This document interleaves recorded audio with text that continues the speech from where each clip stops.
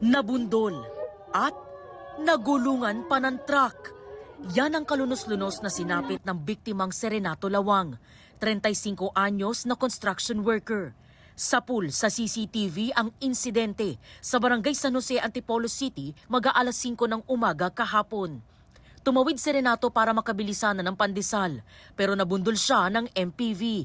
Tumila po ng biktima patungo sa kabilang lane, kung saan nagulungan naman siya ng truck. Nahagip siya, sabay nung tumalsik na po siya, truck na po yung nakaano sa kanya.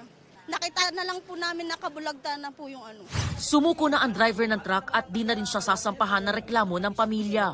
Admitted naman nga ng truck driver na may nagulungan po siya. Dinetain po natin siya. However, during the course ng investigation, pinakita rin natin sa family na ito talaga yung nangyari. Mayroon tayong CCTV kung saan nagpapatunay na wala nang pagkakataon yung truck driver para maiiwas niya yung insidente. Sumuko na rin ang driver ng MPV.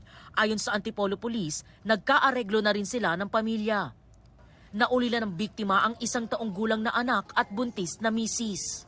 Stisang kailangan ko sa asawa ko. Hindi mababalik yung buhay ng asawa ko. Sa Cotabato City, pick-up naman ang nakabundol sa 3 gulang na bata. Pumailalim pa ang bata sa sasakyan pero tuloy ang pagtakbo ng pick-up. Sa investigasyon ng mga pulis, hindi na malayan ng mga magulang ng bata na nakalabas siya ng bahay at tumawid sa kalsada. Nakaligtas naman ang batang babae at ginagamot sa ospital. Sumuko na ang driver ng pick-up na nangakong aakuin ang gastos sa pagpapagamot nito. Para sa GMA Integrated News, EJ Gomez, ang inyong saksi.